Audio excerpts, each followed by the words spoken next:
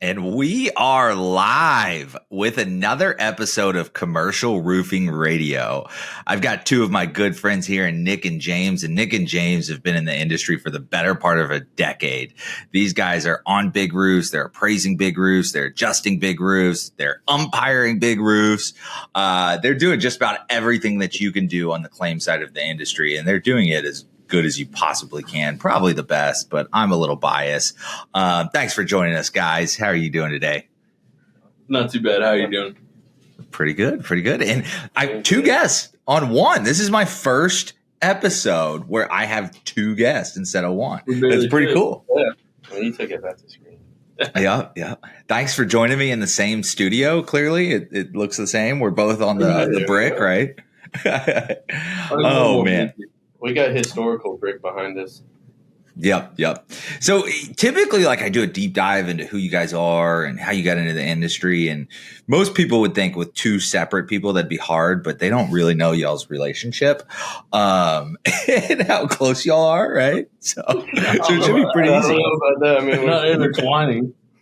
Oh, man. So if you're just joining us at home, man, this is going to be a fun episode. Be ready. Get out the popcorn. Be ready to laugh because these guys make me laugh the whole time. So let's just jump into it, man. So we can start with either one of you. You guys can speak together. You can hold hands, do whatever you want. But let's get it the entire time. So don't worry about it.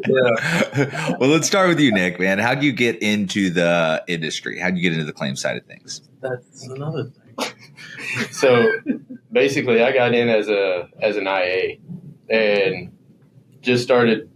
Like, I didn't know what was what when I first started. I got my first shot on a deployment to California, and I had no idea what I was doing. And being as an adjuster on your first deployment, man, you get a lot of ridicule. And they just drop you in, no training. That's just no nothing. To tear it up. Yeah, they just throw you in the deep end, and next thing you know, you got a shark coming at you. You don't even know it. Man, and what year was that?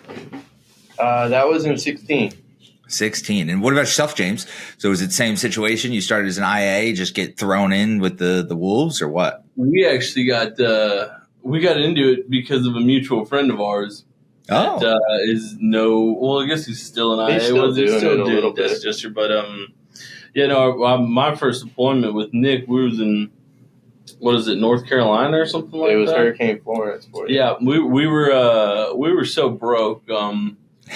We had to extend the hotel stay just till we got paid to pay for the hotel to make it home. But no, that's when Nick and I became real close.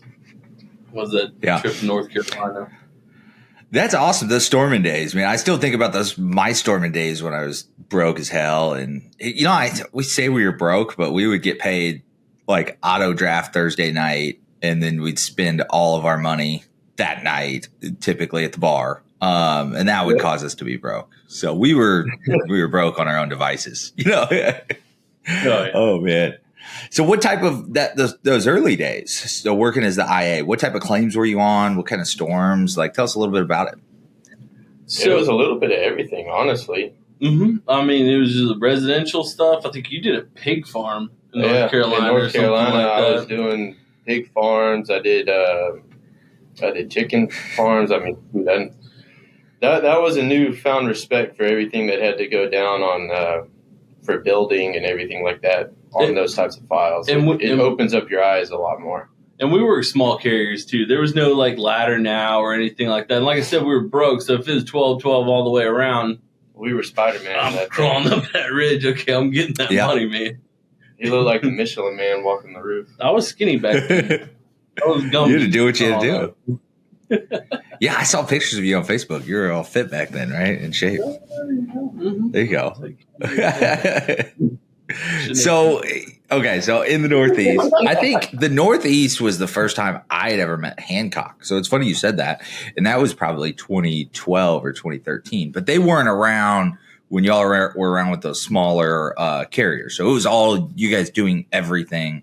And you did do interior, exterior, really just all of it, or what? The roofs that we would climb just because we would do them and we needed money is, looking back on it, was stupid. I mean, remember that 3-story townhouse where we roped off to a crepe myrtle? Yeah, we roped off. We roped off that day. It took us like 3 tries to throw the tennis ball over the roof. It was so freaking tall. Oh, yeah, that was such a bad idea. Roped off to the crepe myrtle, and then the front end of my truck, it had the 32-footer just sitting basically straight up on that thing. Oh, yeah, that 32-foot ladder barely made it to the eave. Yeah, and we're sitting on the ridge, and the PA's on the ground just laughing. I was like, dude, I don't care what we got to do. Let's buy this stupid thing. Yeah. I'm ready to get on. Yeah, if I'm going to risk my life, I'm going to buy it. Yeah. No, but that's what it was. That was us in a nutshell. We would do whatever we needed to do to get up on the roof and do it. And now we look back, we're like, God, we were so stupid. I used a couch cushion for a little while. Yeah, you did. Those are safe. Those are very safe. I love that. Yeah, I used to be able to ride that thing like a skateboard at the X Games, but it was on one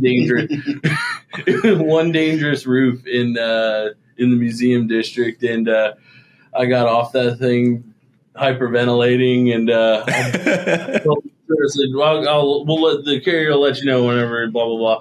And I drove off, and I looked at the house, and the couch cushion was still up there, and I said, "Just screw it.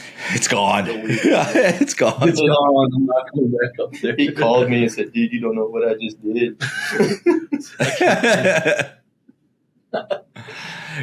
And I laugh so hard about it because I know I've had those days as well. I remember putting like A-frame ladders up on ladder pools, going 3 stories up, 2nd-story ladder pools, and like climbing under the overhang to get onto the roof and doing really stupid stuff like that. And every time if you had like ladders fall, I've climbed a tree before to get on a roof.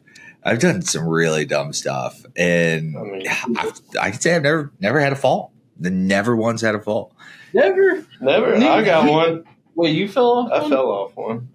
Well, I've fallen off 2. Yeah, I felt. Well, let's do fallen stories. Let's start with you, Nick. You've only have one, and then let's hear James. Well, I got this 1.5. When it was like one of my first hailstorms, it was in Dallas, and of course, this was back when I first started. So cougar paws, they were in the truck, but when you're a young buck, you can start being cocky.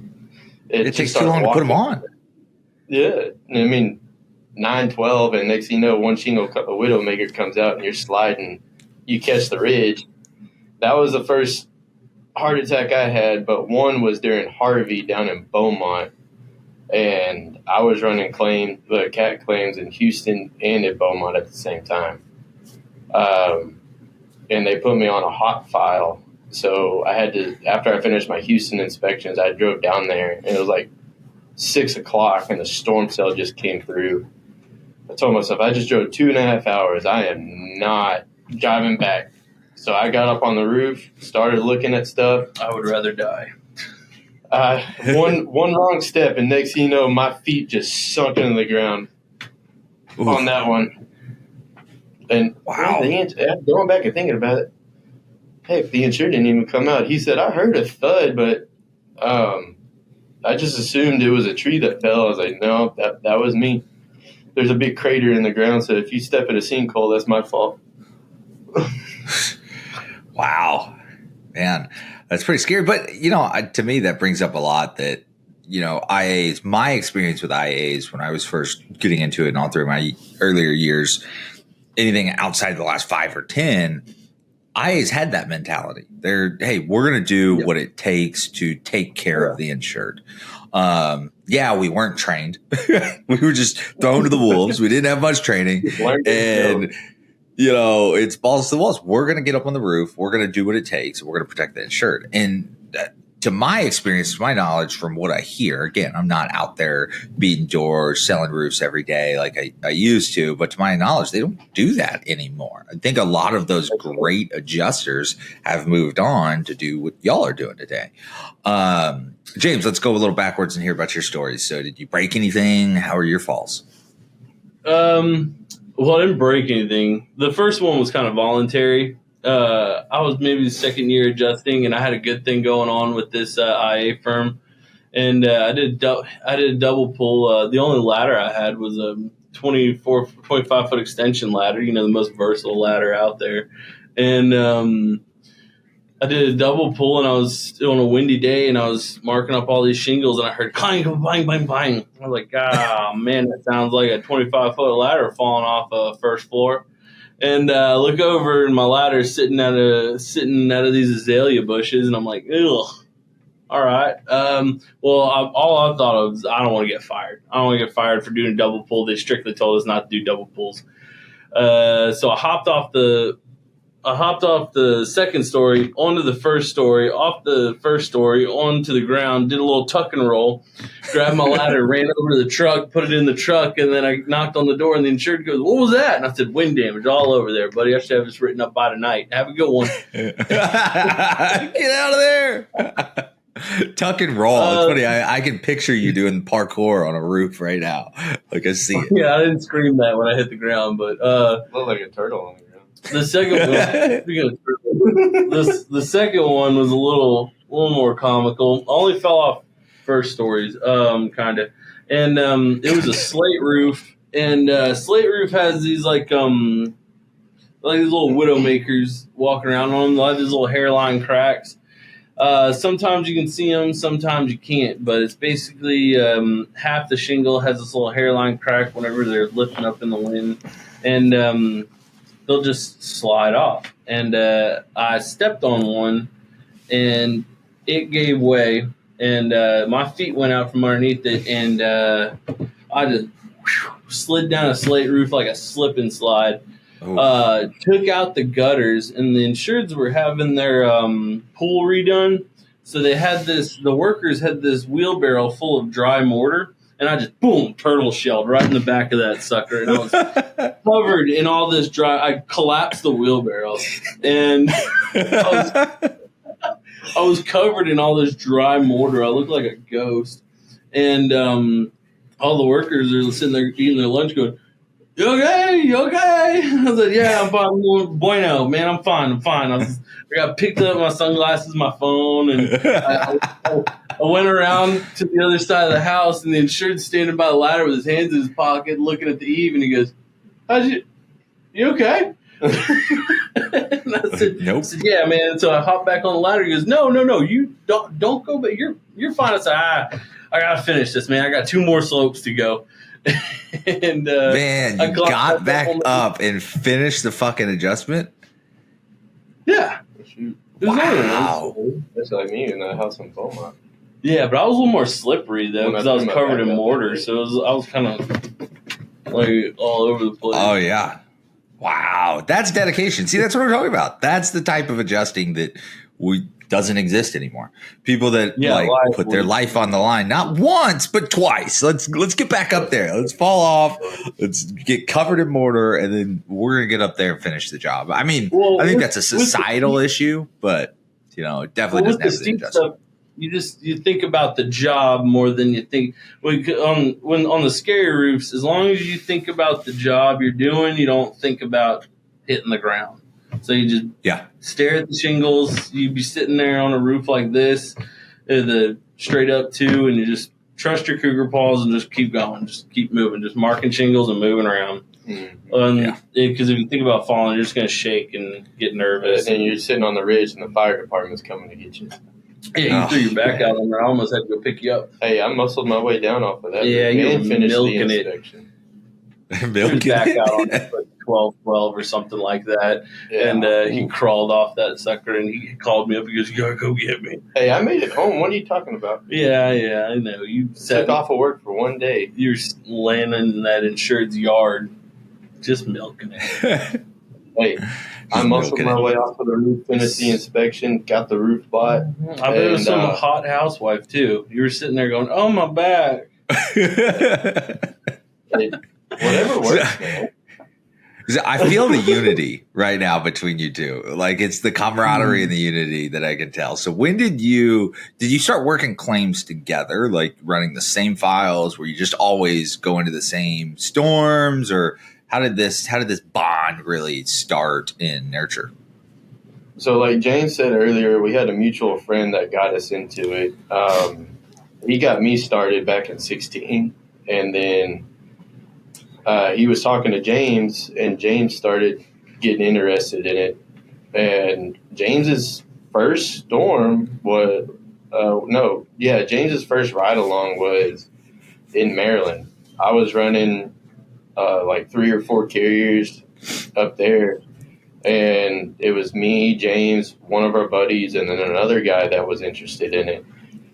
And we took James out on ride-alongs and did all of that to show him the ropes. And then his first legit storm was Hurricane Florence. And his first storm, they were cutting IAs left and right. And, after him, us taking him under our wing and showing him the ropes, he stayed throughout the rest of the storm. And then ever since then, we kind of, if someone was asking, hey, who can run these, we were the first ones to jump on it. Oh, we take everything. We took everything that was needed. We still don't turn work down. We take it all. Even when we're doing the appraisal side, it doesn't matter. We're still going to try and get what we can because our ultimate goal is the insured getting taken care of. Yeah. And that shows from just hearing the stories of how y'all started and what you did to take care of the insured, what you went through and everything. And I think the more our listeners get to hear your stories, that they're going to find that out real quick. So let's talk about the transition from insurance adjuster. So how long were you doing the IA thing? What was the next step? What kind of caused that? So I started doing IA and appraisal work. I was running them both. And once everything started going down with the carriers, more field adjusters were getting replaced by drones. It was just an easier transition. That started in 2019. Okay. And then fully made the transition into appraisal and umpire work. For me, it was the freeze. Yeah, there was that too. The freeze, it was after the initial losses, you had all the disputes and stuff like that. And you're talking freeze claims like 2020 freeze claims? The Texas freeze, we had it Snowmageddon or something like that. Yep. They would send me out there, or they would send Nick and I out to these losses, and we would have to negotiate these files with contractors, PAs, whatever, and there would just be this large gap in between. And we had a conversation with the carrier and said, man, I can't negotiate this file with your guidelines. Like, this stuff needs to be done. Like, we can get a decent, we can get where we want to go, but I can't do it with your guidelines. And they said, don't even worry about the guidelines. That's fine. Don't just negotiate the file as you should, and don't worry about dealing with our guidelines. And that's when they gave us free range to do everything. Back, it went from us being able to do what we could do, then they would throw the guidelines at us, and then the freeze hit back in 21.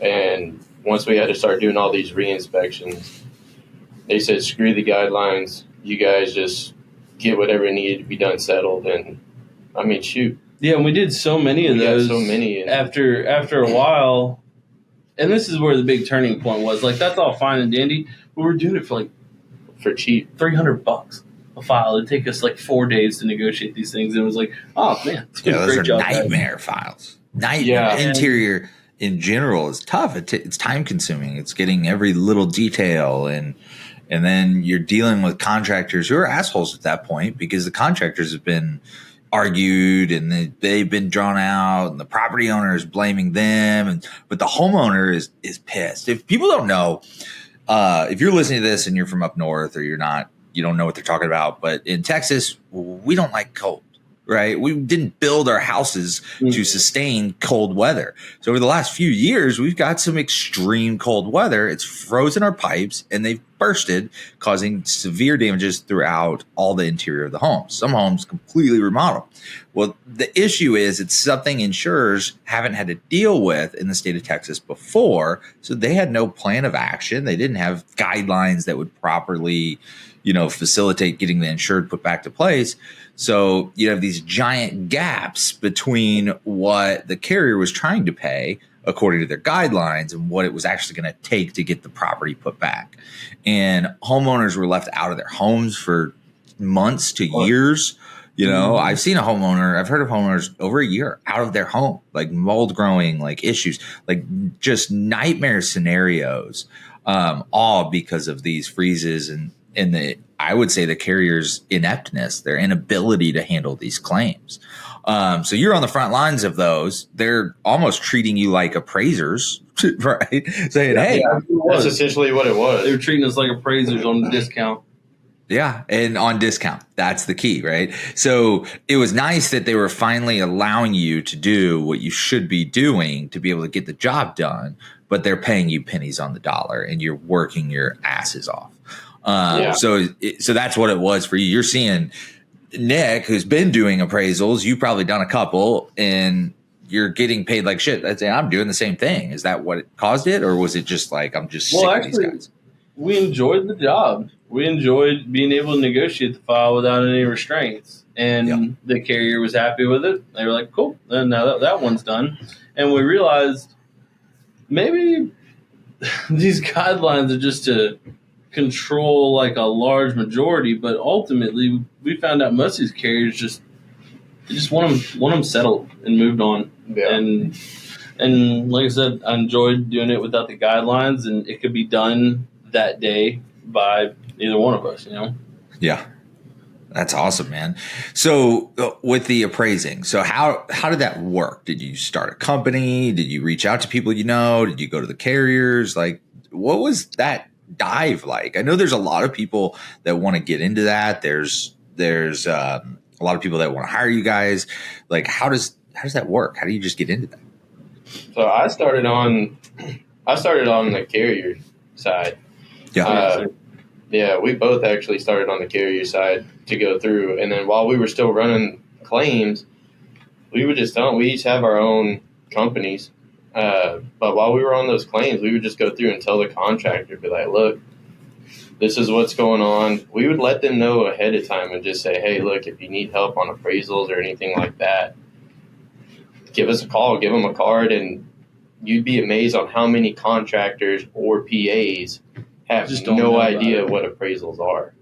Yeah. And then that's just how it started going from one thing to another, and people started it took a minute for people to start trusting us. I mean, first contractor that we actually both got, I talked him into it while we were both on a roof together, me and the contractor, and I was an IA. Wow. There you go. I mean, there's truth to that. I exited my company in 2019 and I never did one appraisal. Not one appraisal throughout from 2007 to 2019. And I can't think of anybody in my company and any of the companies that I worked with or my company that was like, hey, appraisal. So I think nowadays it's more common. I think a lot of people know about it now, but back then in the 2019, 2020, 2021, it's spreading awareness. Yeah. Like, hey, like there's this clause that exists. We can do this and we can help get it taken care of. Was that just teaching people on the job or how did that go? Basically, we would stop getting mad about your denials. Don't get mad. There's an easier way to do this. I mean, there's files that we would go up as an IA and just be like, look, man, carrier guidelines tells us we have to do this, but it's opened up another door. It's an easier way to get it done. And I mean, it did take the contractors a lot to trust us, even as we were on as an IA. But even when we were on the appraisal, everybody's skeptical when it comes down to it. Yeah. You know, they're not just going to trust some random person with a file. It builds a lot of trust. And then once they started to realize it and they started trusting us, the file just kept coming through and they started seeing all the results. And it made them happier. And they would just go focus on the roof sales. And then if they were stuck, they would just send us a file and we get it down. Hell, I trust y'all with any file. On the roof. Well, basically, they said, every time at this point with the roofers, anytime you get a new one, you get about 5 files that have been stuck in the mud for 6 months. Yeah, 6 months. I had one where the roofer goes, I had a PA on this for 5 months. They didn't do anything. And she said, it's not worth it. Wait for the next one. I got it done in 2 weeks, and then insurance got paid.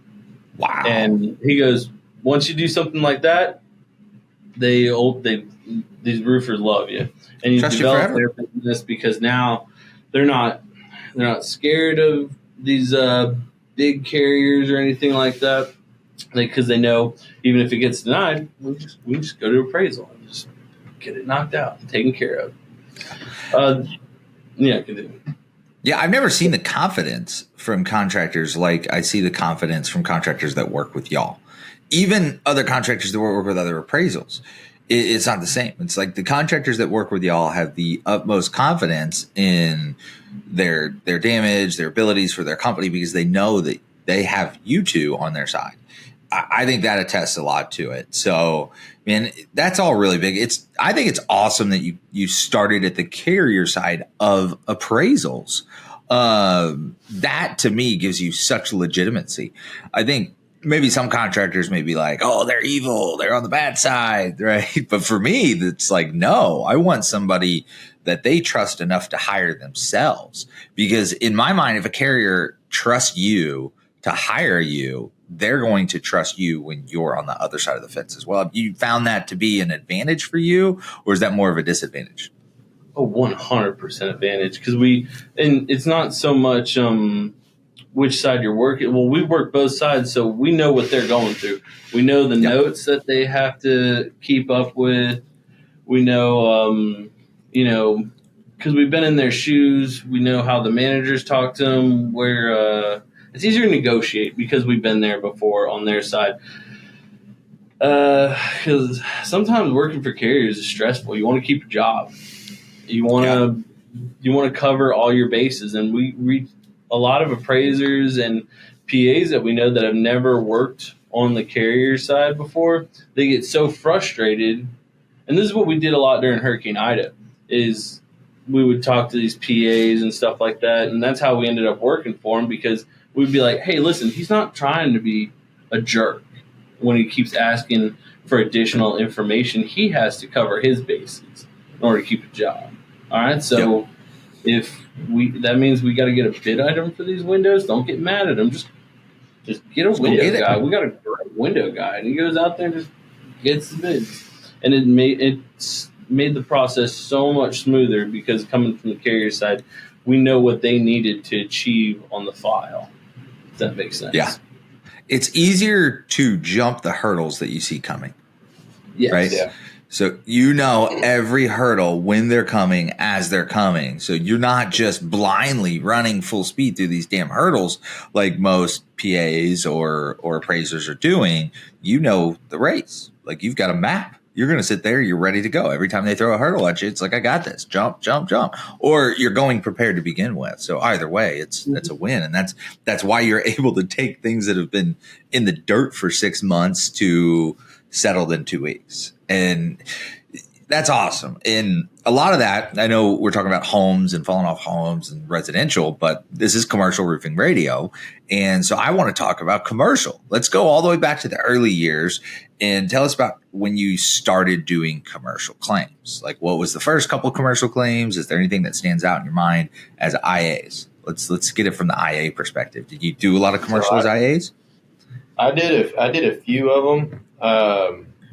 My first one was, the first two I had, one was a strip center that had all different, like, nail salons, a whole bunch of other stuff in it. Okay, that kind of strip center. I was a little worried there for a second. I was like, okay. I mean, they had the other stuff in the back, so. Okay.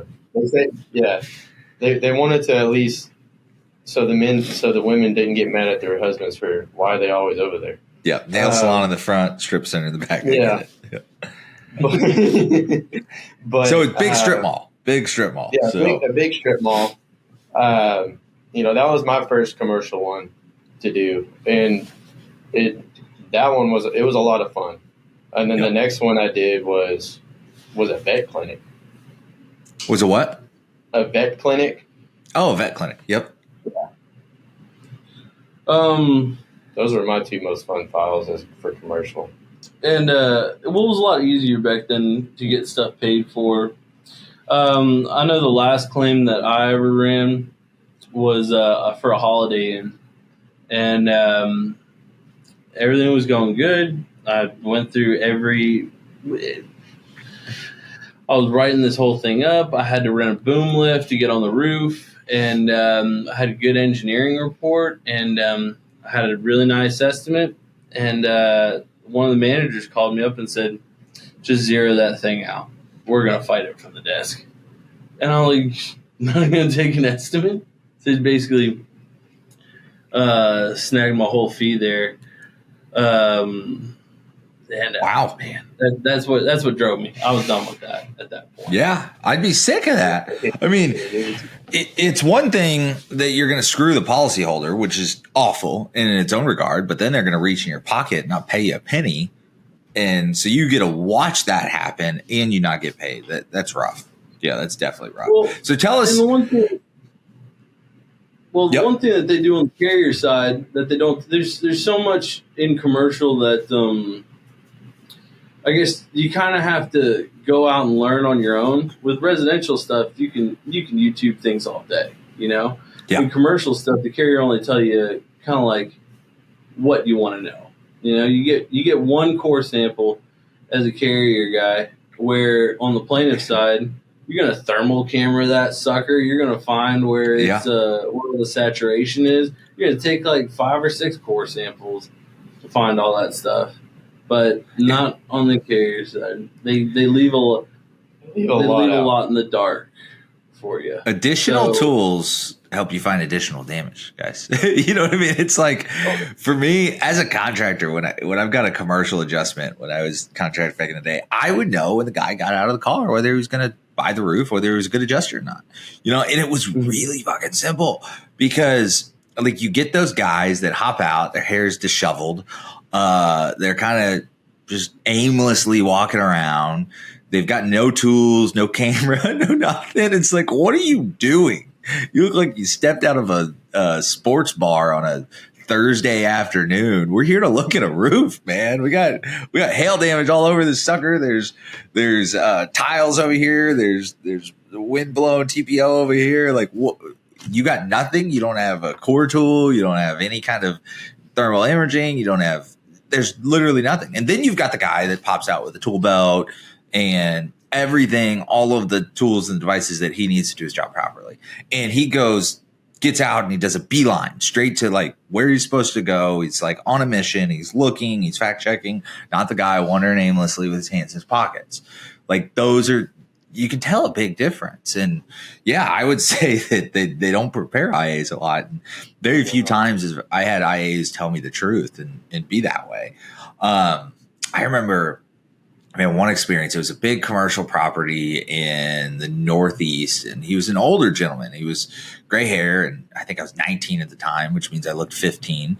And I'm telling him these hail hits, perfect hail hits. It was a shingle roof, but they're perfect hail hits. You could eat cereal out of these hail hits. And I would just, one after another, tell me why this isn't. Tell me why this isn't. Show me one that is. Tell me why this isn't. And we would just go through it. And this guy spent 2 hours on each of these roofs with me. It was like a full day. And he denied all of it. But we did the test squares, got the pictures. He called me back that next morning. It was like 8 a.m. And I was 19, so I was hungover. Spent all my money. It was probably Friday morning after I spent all my money at the bar with my fake ID. And he's like, son, I can't consciously deny this roof. I can't do it. He said, this roof needs to get paid for. I know I told you I wasn't going to buy it, but we're going to get this one done for you. And it's like, finally, like, thank you. So it just shows. And I don't want to beat up on carriers because, again, there's great IAs like yourselves out there. There's carriers that are hiring y'all as appraisers, as umpires even, to get things done the right way. But it's crazy how some just unprepared. If you're not going out there and not mindset it is to take care of this property owner, then don't go out there. That's what's frustrating to me. We had separate bags. We had one bag for the roof and then a separate bag for the interior. As soon as we got off of the roof, walked to the truck, threw that bag in, grabbed the other bag for the inside, and had everything we needed. Well, it's also getting to the point where you can have a great IA that just can't do anything. Yeah. You get, once you compile engineer reports on something, a hail report where it didn't land on the house, but it landed 5 feet away from the house. So there's nothing at the location. 5 feet. It was 5 feet away. Yeah, man, I see that video, but that's going outside your window. Do you have any videos of you standing in the street showing the hail hitting the actual house? Because that's what I need. All I see in your video is 2-inch hail hitting 5 feet away from the house. That could have been the line. I mean, I know you're standing on the back porch, but it's hitting the grass. That doesn't mean it's hitting the roof. It's hitting the grass. That doesn't mean it hit the roof. Dude, we laugh because we've heard it. We've all heard that, right? And I mean, back in the day, when we started getting these as IAs, when we started getting these hail reports, we could beat it with like a roofer having his own hail report. If he like one that he paid for like $1,000 a year for the state or something like that, or whatever subscription he had, as long as he had one that said we're good to go, I could upload it in my documents and say there you go. And that's the thing with getting through to the carriers. Don't getting mad at the adjuster, getting mad at the other appraiser. They are your vessel over to the carrier to getting payment off of this. When you give them documentation, they need to upload it, and we uploaded everything that would help us out. So as long they upload the reports, they upload whatever pictures you have of during the loss, whether before it was mitigated or whatever, any type of supportive documents, they're your guy. Yeah. Don't try not to piss them off. I mean, there was files that the desk adjuster would call us and say, hey, we're denying the roof. Even though we uploaded a separate report, we would just go through and find another report online and submit it to them. We would try to fight because we knew that roof needed to be bought. And we would actually do what IAs needed to do at that time. Now it's like nobody cares. Carrier just doesn't want to. Carrier doesn't care for it, so they'll just, instead of having a good IA, they're going to get someone for bottom dollar to go out there and just. There's still some good ones out there, but. Well, I'm not saying that there's not. Hurricane Ida was a different animal. Yeah. You get burnt by bad ones, and you nowadays, y'all only deal with the bad ones, right? So you don't deal a lot with the good ones. So you're kind of just dealing with that. It's what you see every day. So let's get in more about those. So you said your first 2 commercial jobs were your favorite. Like what about those were so nice? Just a learning aspect, because even though the outside is going to essentially be the same, but it's like all the material that you had to go through. I mean, if that strip mall is right off the street, well, you got to empty out a certain spot. You got to dive in deep and actually figure out what all needed to be done. Just being able to learn a lot more of what needed to be done for that property was essentially what was the most fun about it. So for you, it was the technical aspect of rebuilding this property, getting in and finding what's needed. You got to move shit around, porta potties, lifts, this amount of time. I mean, that is always a cool thing. I'm definitely that roofer that is going to be driving around with my son. And we built that roof. That's your dad that did that, or we adjusted that roof. What about yourself, James? Is it the same thing? We do that now. We'll drive in a neighborhood, and like if I'm with my wife, that house. If I'm with my wife, we're like, oh yeah, we bought that roof over there. We inspected that house. You feel entitled, like pride in it. It's like you're a piece of the history of that property. But what about you, James? Is that same for you? Is that what's cool about the commercial, or just the big checks? I mean, there's a lot, right? You get He enjoyed the strip part back of that strip. Yeah. Shut up. What is it? It's like some of them are like a completely custom job that you can't. It's not like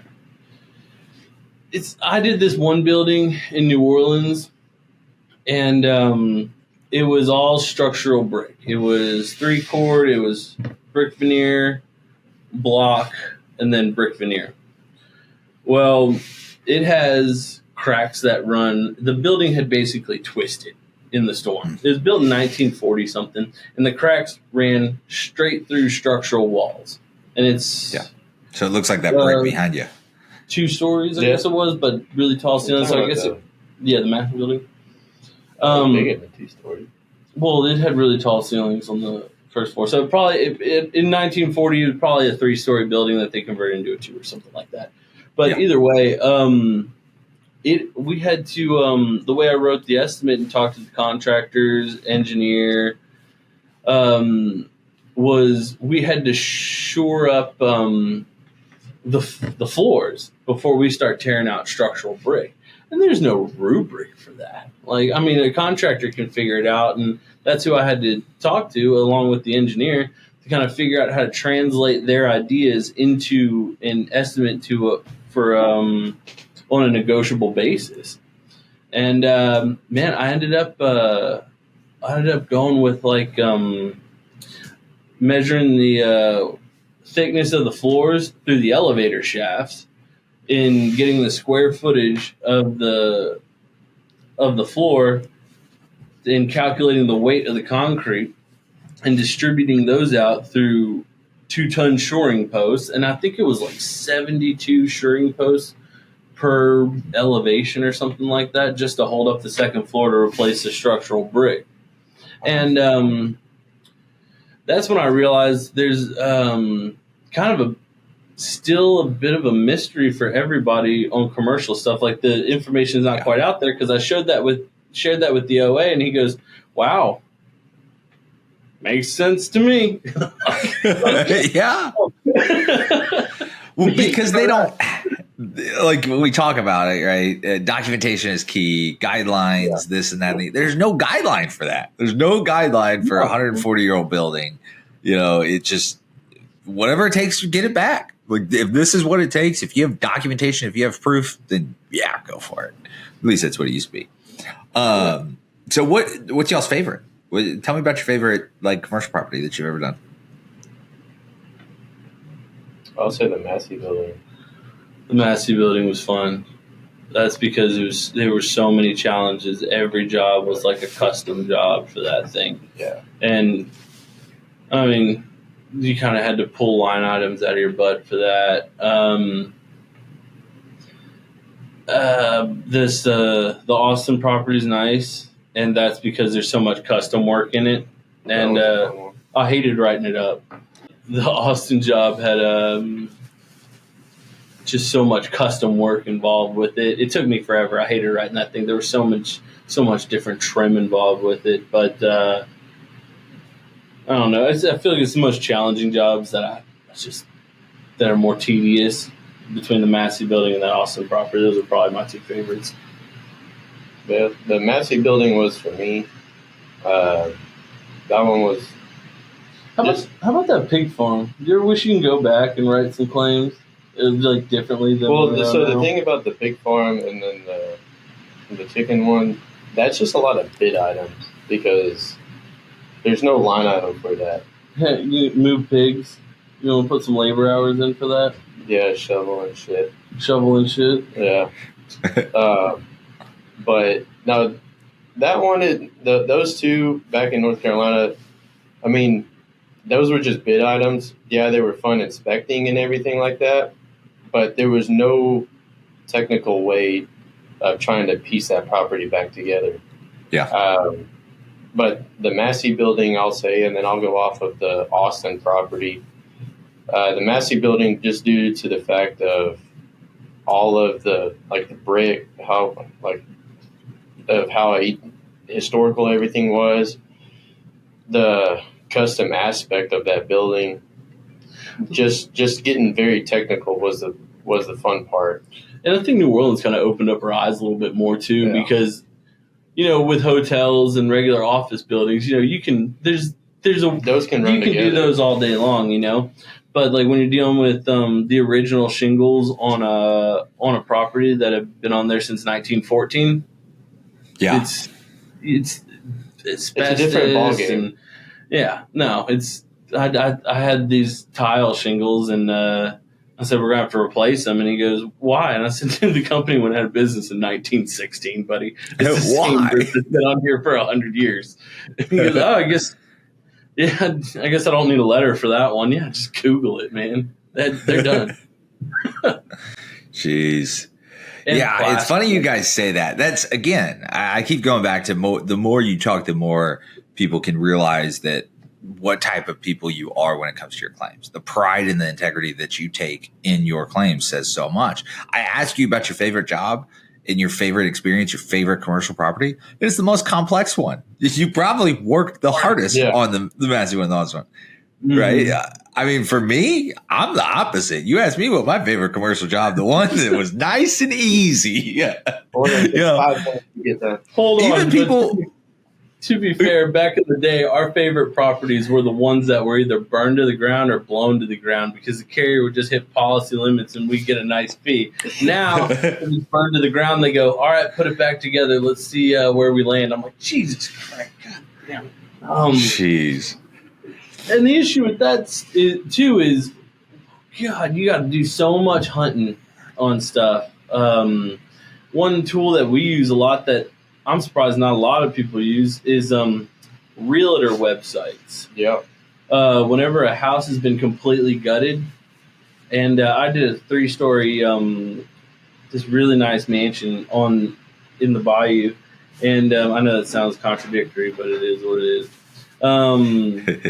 And the whole house, 3-story house, completely gutted top to bottom, and I basically wrote that estimate off of Zillow. There you go. I didn't know what was there. I did the same thing on one, and I was on the carrier side. On the appraisal, engineer came in and said that because they stuccoed over the brick, and the engineer said that the brick was cracked, and that was the reason for the stucco to be messed up. So I was like, man, I have no photos of brick. So I went on Zillow, and sure enough, that house was brick, and they just stuccoed over it. So I threw the link in there and went through the whole inside and basically pieced it all together. Yeah. That's what people. Historical data. Love historical data. I mean, that's the best way to do it. It's funny, Zillow and such things like that can be such a tool.